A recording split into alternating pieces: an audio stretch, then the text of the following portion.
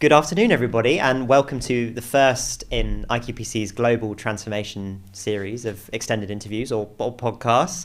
I'm really excited about the first guest we have with us today. This is my colleague and friend, checked I could call him that in advance, Milan Lakhani, who is from Konica Minolta, who is a long-standing member of the Business Transformation Europe Advisory Board, and also a regular speaker and content contributor for us. So Milan, thank you so much for being here and being the brave one and going first. Fabulous. It's an honour and a pleasure to be the first. And thank you as well, Ben. A big thank you for having me here with you today and for giving me the opportunity for the last couple of years to be on stage and support the fantastic event as well. It's a learning opportunity, and at the same time, I'm happy to provide support wherever I'm able to. Okay, so to start with, just on that same vein, tell us a little bit about you, a little bit about the role, because your role at Konica Minolta is quite unusual. Tell us a little bit about the company and the transformation ESG role that you have before we get into today's topic, which will be ESG and transformation. Yeah, certainly. So I joined Konica Minolta in 2014, prior to which I spent 16 years working in the world of management consulting, specializing more in the areas of strategy, innovation management, corporate innovation management, and so brought the skills across from a US IT services company into Konica Minolta. And for those that may not be familiar with Konica Minolta, we're a global technology company that offers IT services, business solutions, and innovative imaging solutions to our clients. To establish our innovation center, and over the last 11 years, the roles have pivoted. And so I'm in a very fortunate position right now to wear the different hats around ESG as well as digital transformation. And we're going to talk as we go through a little bit about that relationship and sometimes the tension that exists between the two, which is going to be very, very interesting. Before we get into that, though, the plan is to start every one of these interviews in the same way and to talk a little bit about your own North Star. North Star being a phrase that transformation leaders often use, but talk to us a little bit about your personal North Star. Yeah, and I've been thinking about what my North Star is. There's a very interesting word, Japanese word called ikigai. And ikigai brings together an intersection of the things you love, where you add value, where you can get paid for. And essentially, it's this purpose-driven way. And having thought about this, I would say it's very much around living and leading with kindness and empathy, and to bring the best out of people in a way that's creating momentum and value for them while serving a purpose for society and the company. So we talked about that answer in the pre-game, and I love that answer because, as we've discussed so much this year, the portfolio is really focused on that, again, tension between maintaining a human-centric approach to transformation in what is increasingly becoming an AI and agentic age. So to hear you resonate with that and to hear that it's your own vision is really, really good, because it means we must be doing something right. Thank you very much. So before we get further into it as well, we think of this as a little bit like your opportunity to present a thesis or an argument. If there is one takeaway that you'd like our viewers and our listeners to leave today's interview with, what would that be? It's something that's easy to say or put on paper, and it's easy enough to put it on as a reflection on paper, quite difficult to achieve, which is that we, as employees of organizations, individuals, are all responsible for driving these topics of transformation and ESG, which sometimes feels like it's a siloed approach where someone somewhere is driving transformation of the company, someone somewhere is driving the ESG or sustainability activities of the company. And so the key takeaway for me key point would be that we are all owners of this agenda, and to ensure that we execute upon what's required as well. Okay, so before we can talk about that in any depth, so keep that takeaway in mind, because we'll return to it, I think, during the session. I think we need to start with some definitions, because as always, whenever we're talking transformation, there's competing definitions of concepts like end-to-end or cross-functional or value creation. There's always a different definition for every day of the week and for every business. Let's talk about your definitions, Konica Minolta's definition of ESG, and specifically of ESG transformation, because I think that's important context for everyone before we go much further. Yeah, and transformation is coming in many different forms. So what I'd also like to start off with is having the word of transformation as an umbrella approach, within which there are different pillars around digital transformation, business transformation, people transformation, culture transformation, and of course sustainability /ESG is there as well. And so I'll take a bit of time to provide some insights and input around how we've derived our ESG strategy and the definition thereafter as well. So thinking about how do we shape our strategy, we have a dual approach. The first is what we call an internal guidance, and secondly is external guidance. And the internal guidance is based on 4 different factors. The first factor is around the materiality assessment, which is where Konica Minolta, our mothership, which is in Tokyo in Japan, asked key stakeholders of where do they see the value of our company in the next 5 years. And so from that, we derived 5 what are called material issues. So that becomes one of the first internal guiding principles. The second is what we call a charter of corporate behavior. Then we have our philosophy, which is the creation of new value. And finally, our long-term vision, which is imaging to the people. In parallel to that, we have our external guidance, of which there are 2 aspects. The first is that since 2008, we have been signatories to the United Nations Global Compact, which has 10 principles around the areas of, for instance, human rights, the area of labor, the topics of a couple of topics, which are the environment and anti-corruption as well. The second part to this is that we are also signed up to the United Nations Sustainable Development Goals as well. So this is essentially a blueprint of members to tackle areas such as fighting injustices or reducing poverty and some other areas there as well. So that's the 2 external guidances that we have used to derive to our strategy. The way we define the E, the S, and G, this is quite important here as well, because as a recommendation and a lesson learned was, as you rightly said, Ben, there are so many different definitions. And what's really important is what does this mean to us? And in a client conversation, it's important to understand what does ESG mean for the client. Yeah. Otherwise, we're shooting in different ways as well. So we have a definition of E, S, and G, behind which we have specific initiatives.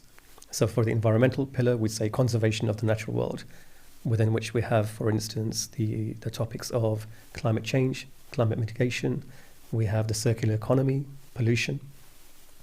For the social pillar, we have it's fostering an engaged and healthy workforce.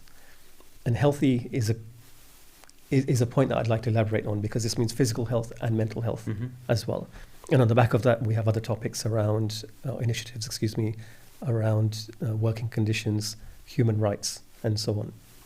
And the third is the foundations of a strong governance, a corporate ecosystem, which is the governance pillar. And this is, I always say, governance is something that keeps us upright and astute and moving forward. So it's really the backbone of the company. So risk mitigation, for instance, making sure that we're conducting business in the right way. So with all that in mind, we created a strategy based on internal, external guidance. We have a definition of E, S, and G, and within which we have specific initiatives that help us move forwards towards our 2030 and 2050 goals. So we'll come to this a little bit later in the interview, but it's very clear that there is a strong definition, but for you, the lived application of the definition, it's really woven into the fabric of the company. Absolutely. And we're going to talk about that and how you've done that within your role and within the business. But yes. I think before we can get into that, we sort of have to address what is a little bit of an elephant in the room at the moment, right? Because the macroeconomic environment is very complex, not just because of certain major political decisions in large economies around topics like ESG, but also just because there are so many challenges for anyone, irrespective of whether they're a transformation leader, to be cognizant of and to be focused on solving. So what implications does that kind of current broad context have for ESG within corporations and that mission of ESG transformation at a sort of broad macro level? Yeah, it's a very good point as well when we think about the geopolitical landscape as we are at the moment. And having had many different conversations within the company, the issues of climate change, for instance, where companies are maybe retracting what they were believing in before and what they had committed to before, the issues are not going away. And so if companies are deciding to put these activities on hold or maybe completely retract, it doesn't mean to say that the urgency of these is going to stop. So, for instance, when we think about climate change, an interesting statistic was that there are 2,000 truckloads of plastic being dumped into the ocean every single day. And textiles, there are parts of the world where you're able to see a landfill of textiles from space. Inequalities. We think about poverty often. We see some images on television that leads us to believe that poverty is beyond where we are in a region.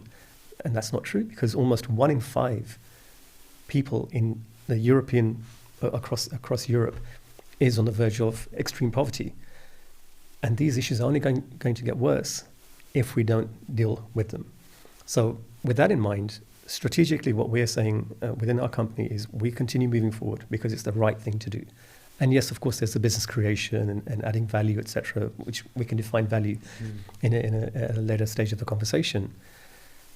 So whilst some companies are saying stop, from our perspective, we say no, there is actually it's the right thing to do in the right moment in time that helps us move forward as well.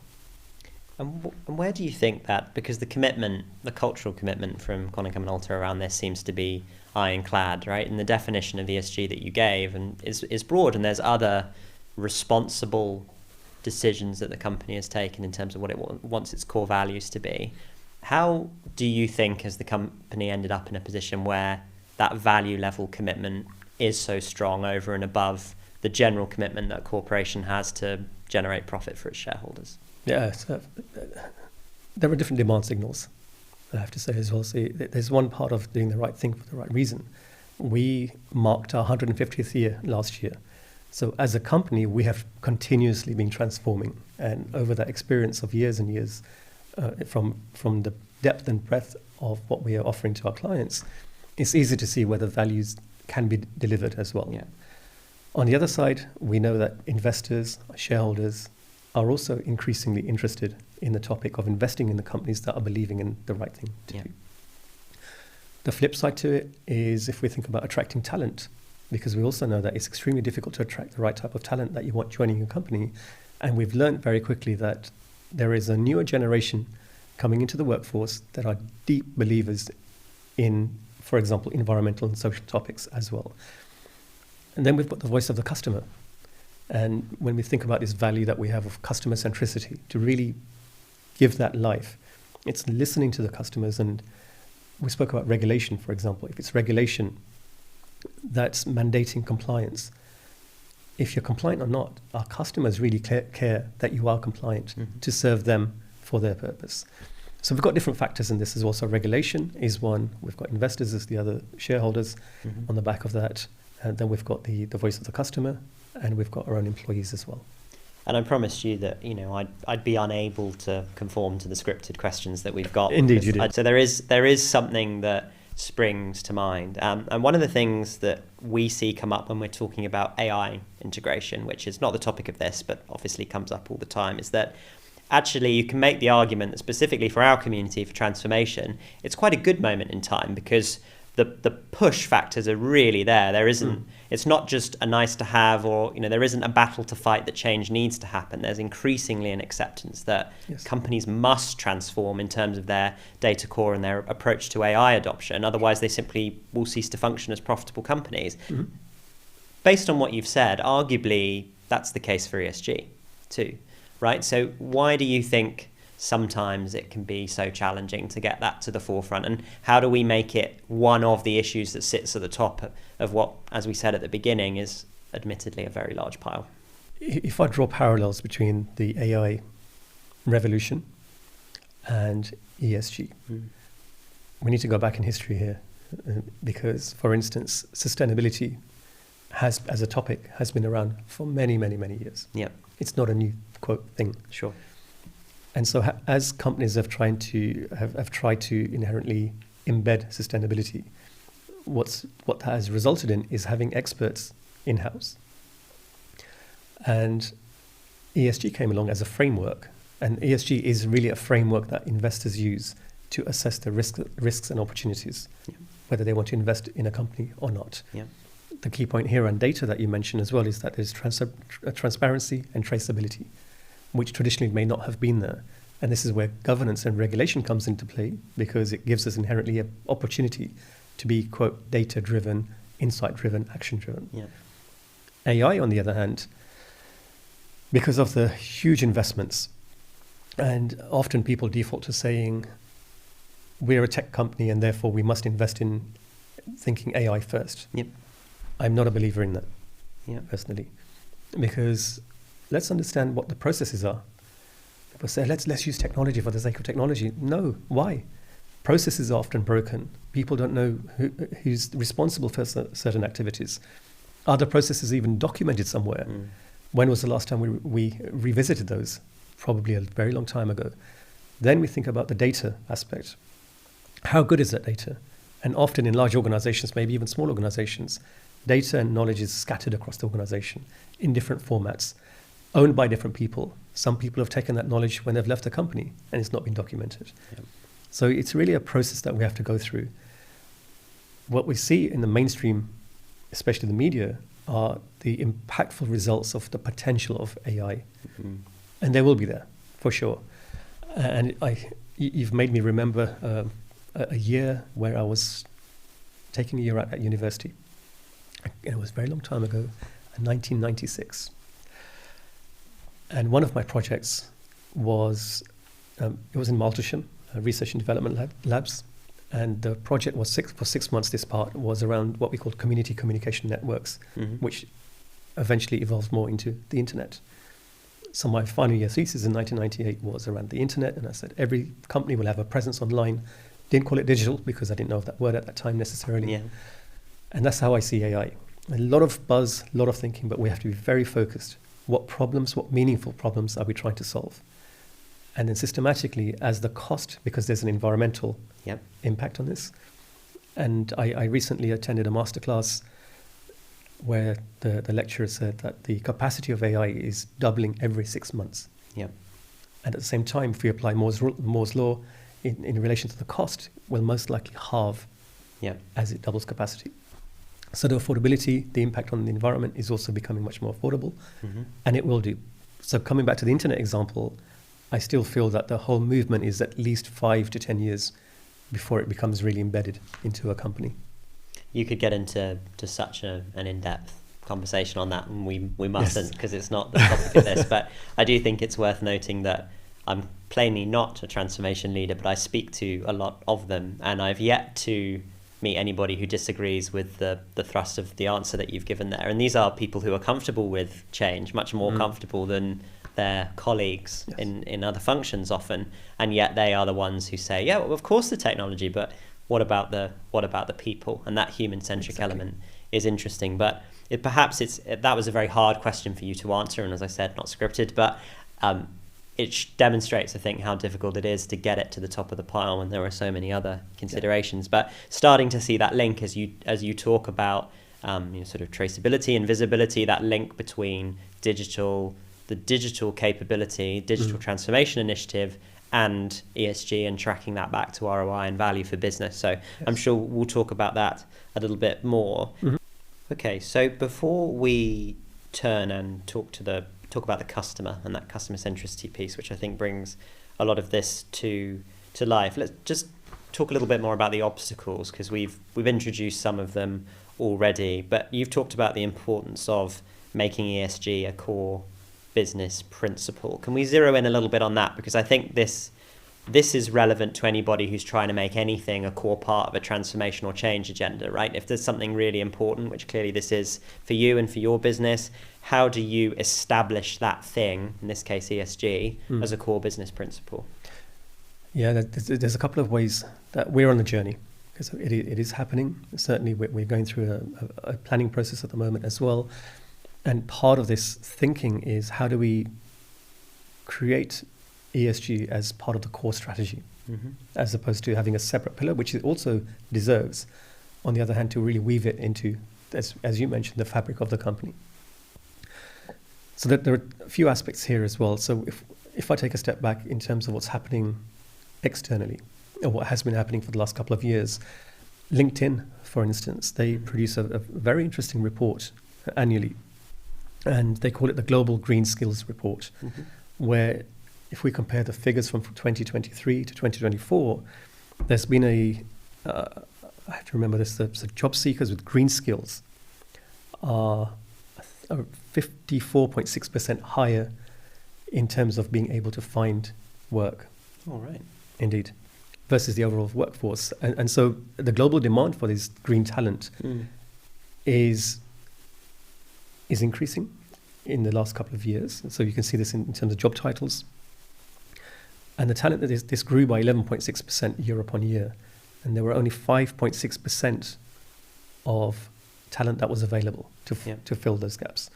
So this is the other part as well, where the key message I take away there is an increase in not just job titles, because there's a meaning behind this, the integration of ESG into the core strategy as well. Then we might think about procurement, which we haven't really yet touched on. So how do we evaluate companies in the same way that companies are evaluating us from a procurement point of view? So there are different aspects of this where we might start thinking about the ESG impact on sales, on service. For instance, remote service, because there's clearly well-being in mind there as well. Someone doesn't have to drive 4 or 5 hours to fix a problem for 20 minutes and then go back home again. Then we have supply chain, we have HR, finance, legal. So all these different pillars ultimately have also started to think more about embedding ESG into their day-to-day business units as well.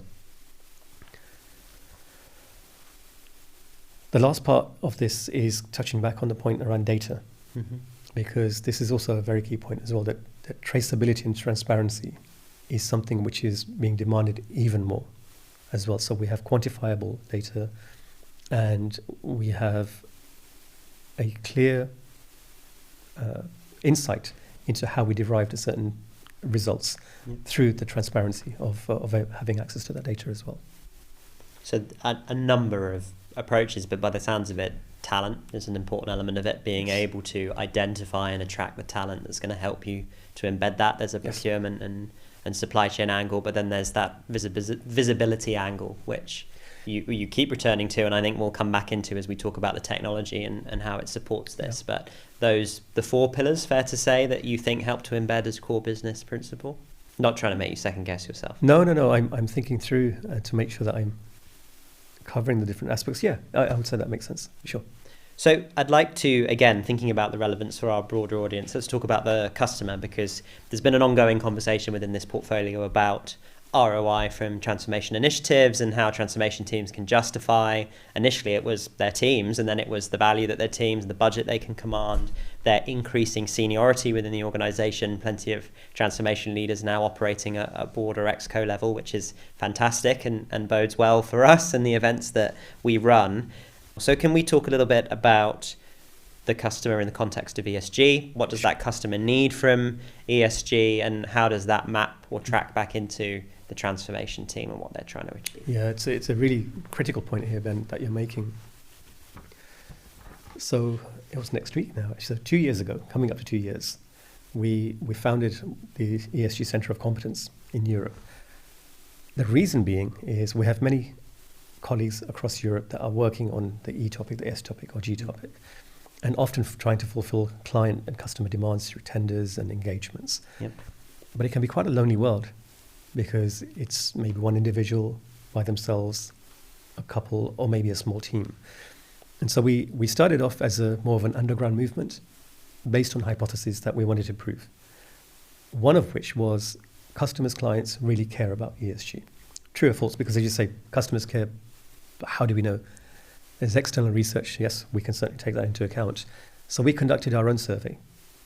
And so in year 1, we had over 3,000 voices. Last year, we had over almost 5,500 voices. And we asked them specifically, in terms of our products and solutions, how are we helping them on their journey of sustainability?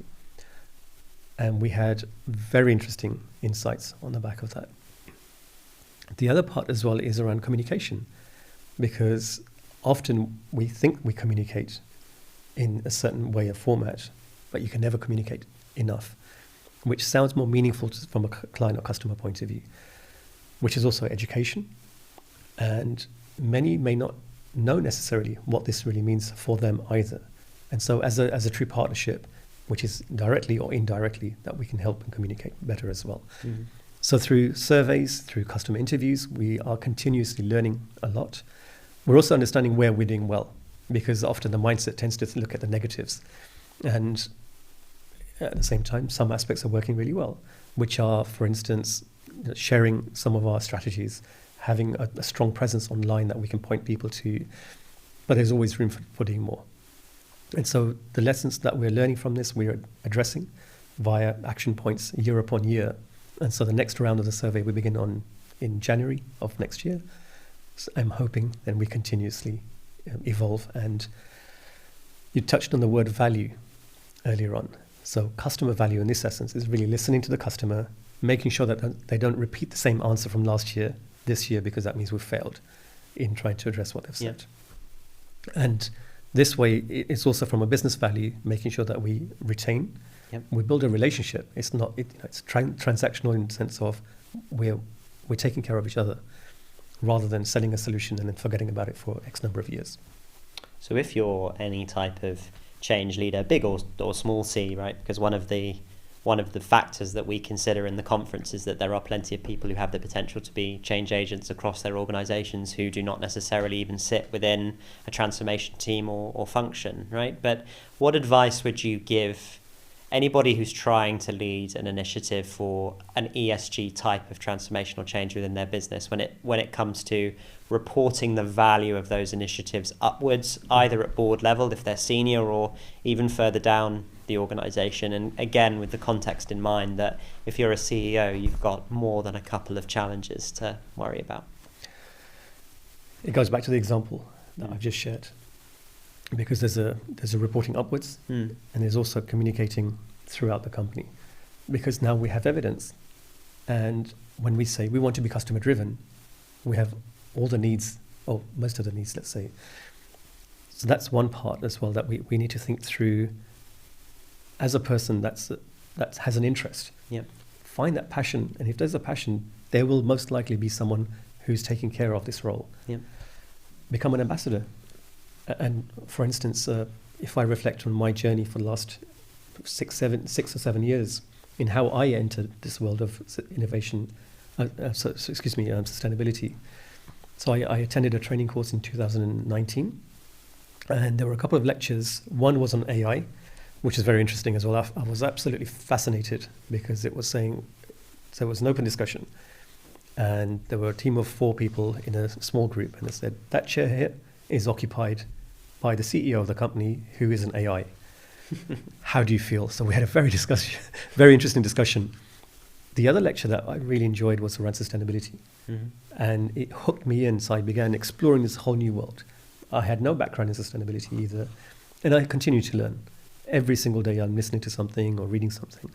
So going back to your point here is, how might someone who may have this spark, or I call it twinkle in the eye, to help and support the movement, speak with the teams, understand what your role is and how that can impact and support the strategy of the company in relation to transformation and ESG as well.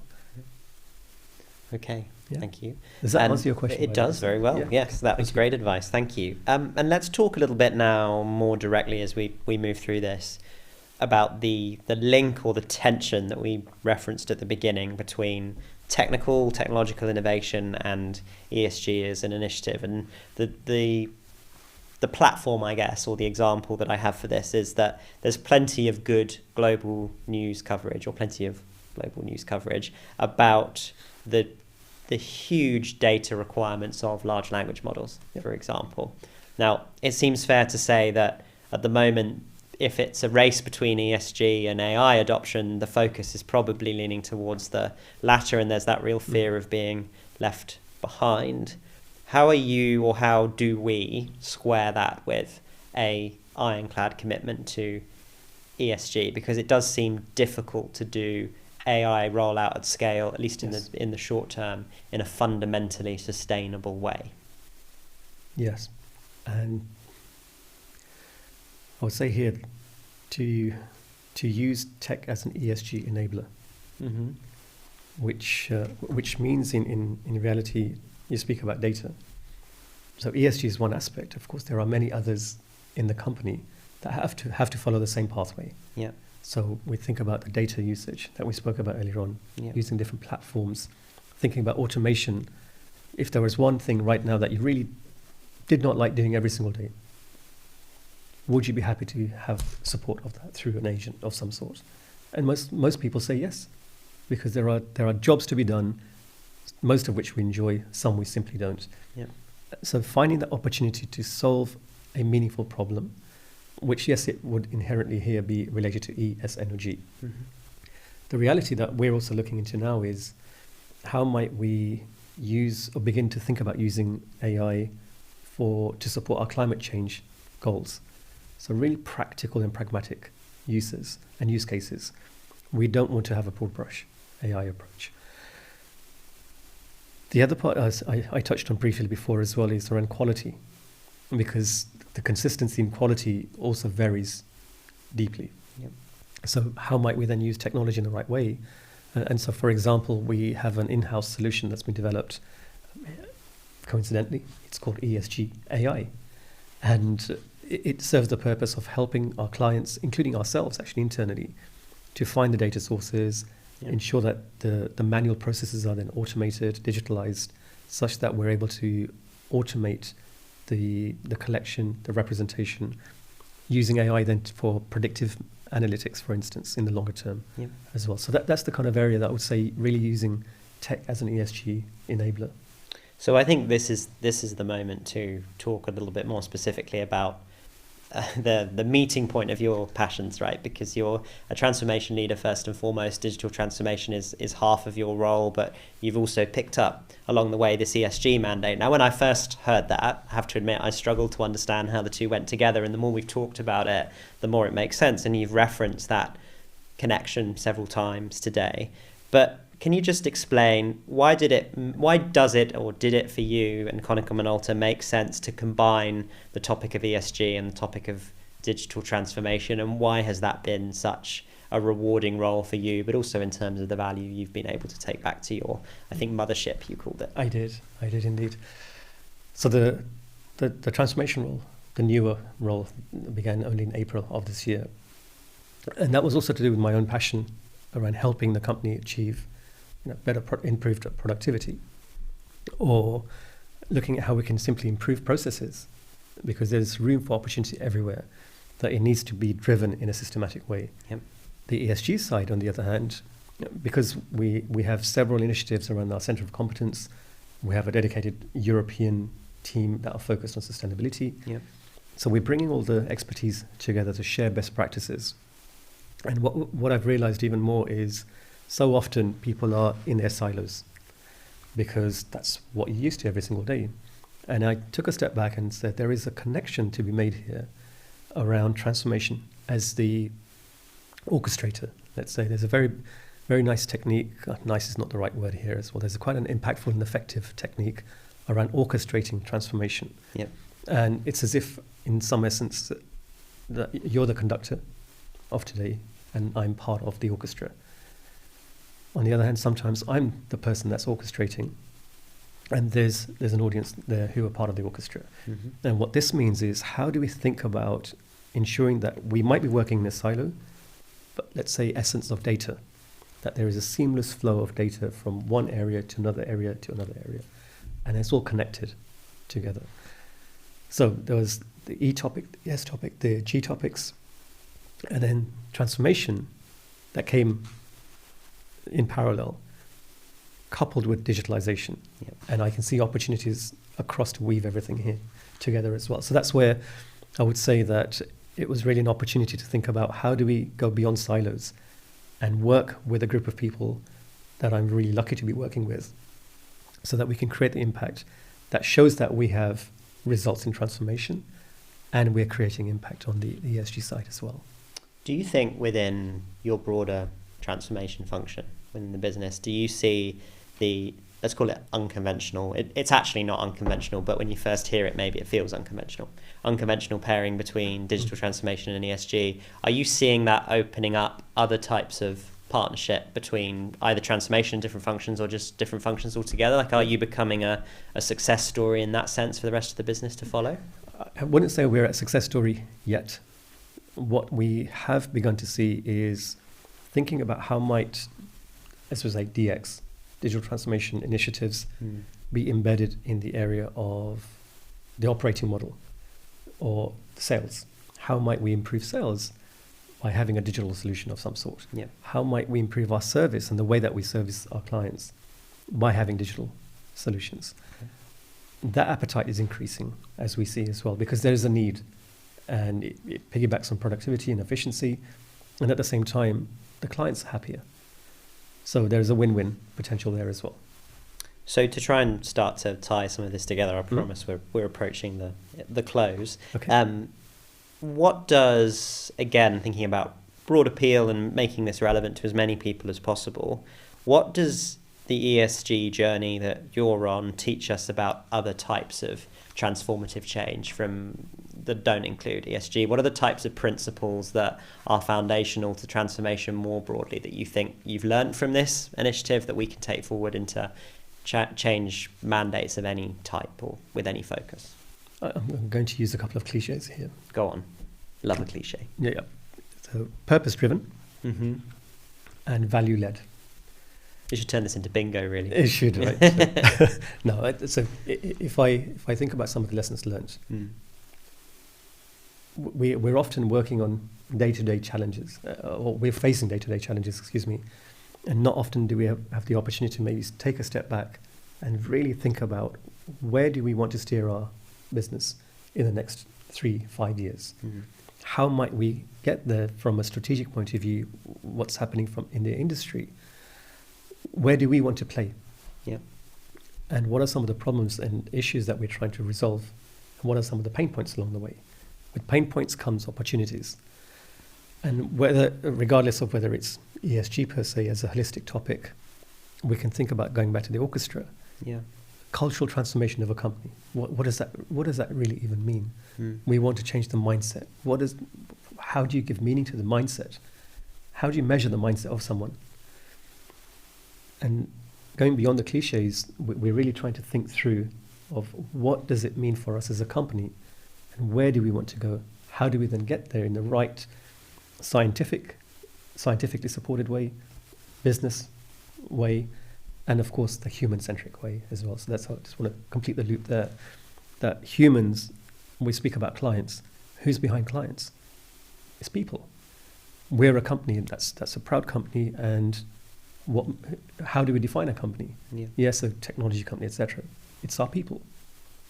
So that really has to be the essence of everything as well. That truly helps support the transformation movement.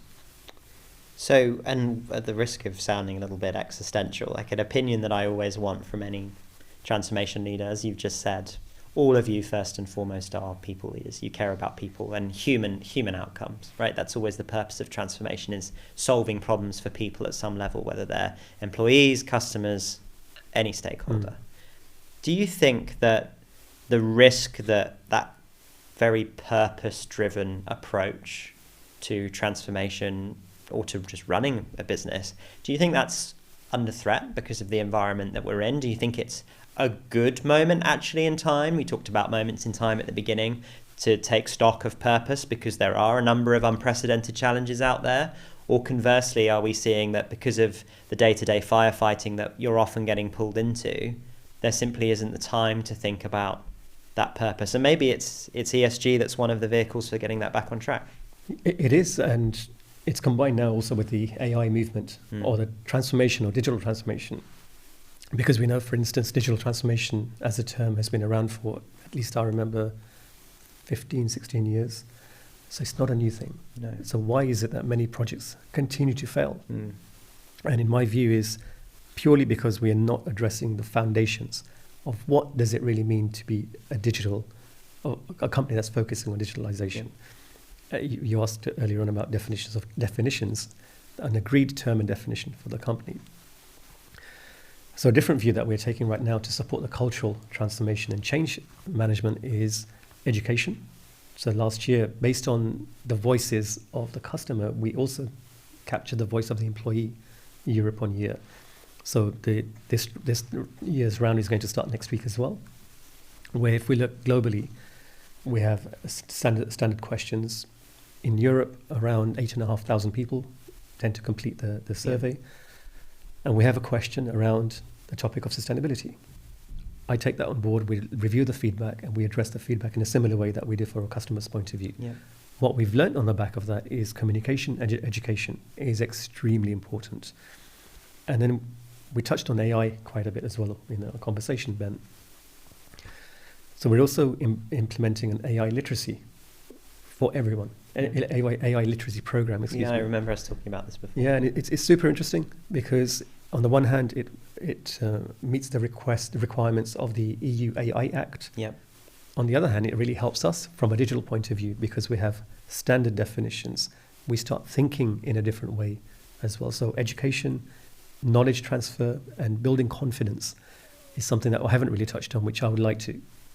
Yeah. And the reason I say this is sometimes there's fear in AI is going to take my job, or a technology is being introduced in the company and I'm not confident enough to be able to position it with a client. So what we need to do is turn that dialogue around and really build the confidence of the company in solutions that we believe in that would also be useful and beneficial for our clients. And that must be such a difficult balance to strike, right? Because I was thinking that the whole time you were talking, as with AI adoption, you just use the example of what if it takes my job. With ESG, the implications of not acting are significant ones. And that balance between the fear of that being a driver for positive growth and also turning it into a positive story.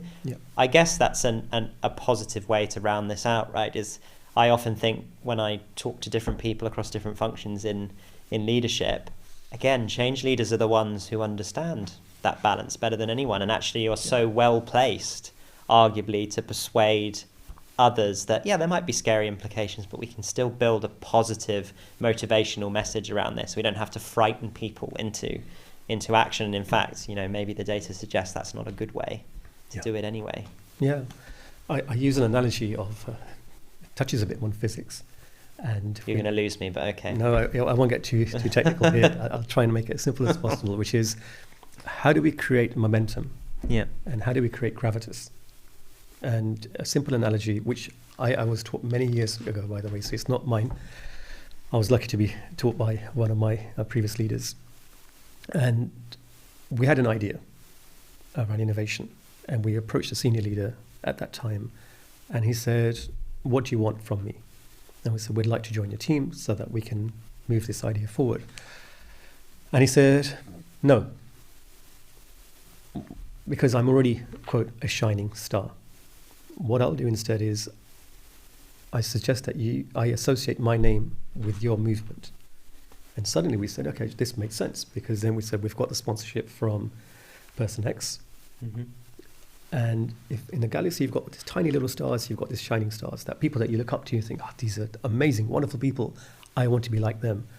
And the moment these key people start joining your little star, you start creating gravitas. In a similar way, what we've done is to find the people that really believe in this ESG movement. We started off, as an underground movement. We're now maybe a team of 40 people, with many more that are beginning to be more interested because they see the value, they see how it can impact them and the clients. So that's one way. And the momentum, for listeners to the podcast today, there's a fantastic video called The Shirtless Dancer. It's a leadership lesson. Highly recommended. Okay. And it's a very similar way is what I see sometimes that me and some of my colleagues in the team are trying to drive forward as well. Yeah. So we've covered a lot in a fairly short space of time. There is so much more we could talk about in the context of human-centric transformation is a topic that we will cover in this series. We decided to take a deep dive, but I love that you've been able to explain to us what the link is between ESG and transformation. Or obviously, for you, they're not just linked; the relationship is symbiotic, right? Mm-hmm. But if we bring you back just right to the very top, you talked about what you wanted the takeaway to be. Just remind everybody what that takeaway was and what you hope they've taken from the interview today. Yeah, is that we're all responsible for driving transformation in ESG in the company, and I'm hoping that the conversation Ben and I have had has given some stimulus in this. So, really look around, and your company, if you have an interest, if you have a passion in this topic, speak with someone. The other point I'd really like to touch on here as well, and is the event, in fact, because what I learned by being present was you're in a room with like-minded people that believe in the same thing, or maybe they don't believe in the same thing, which is absolutely okay, because you can have a very open and honest dialogue. So it was a fantastic opportunity for me to also network, be present, connect, learn, because we say growth mindset, what does that really mean? Yeah. And here was the opportunity to grow as well. And if anyone says they know everything, I don't believe it. So, attending the event, for example, really helped in terms of understanding how do I then take the lessons away and apply them, because there are principles that other people present that are extremely useful to implement into your day-to-day activities. So yes, the sentence that you used, Ben, which I really liked, is how do we weave in the ESG and transformation into the fabric of the company? And that's really the key message. Is that there. me? That sounds more eloquent than I think I am, but thank you. I'll take that one and claim it as my own. Yeah. So we're going to finish all of these interviews with a light-hearted quick fire, so that we know that deep down these illustrious leaders that we speak to are still just regular people, right? Sure. So, favorite podcast? Oh, Masters of Scale, Reid Hoffman. What's that about? It's the founder of LinkedIn. Oh, right, yeah. And he does some tremendous interviews with entrepreneurs, innovators, huge lessons to be learned, how to think about an idea, how to innovate and incubate the idea, how to scale an idea. So very good podcast. I recommend it. Okay. Favorite film? Favorite film? I couldn't make up my mind, unfortunately. There are two. I would say Shawshank Redemption. Okay, yeah. And there's an Indian film called Sholay from 1975. Okay. Which is about friendship.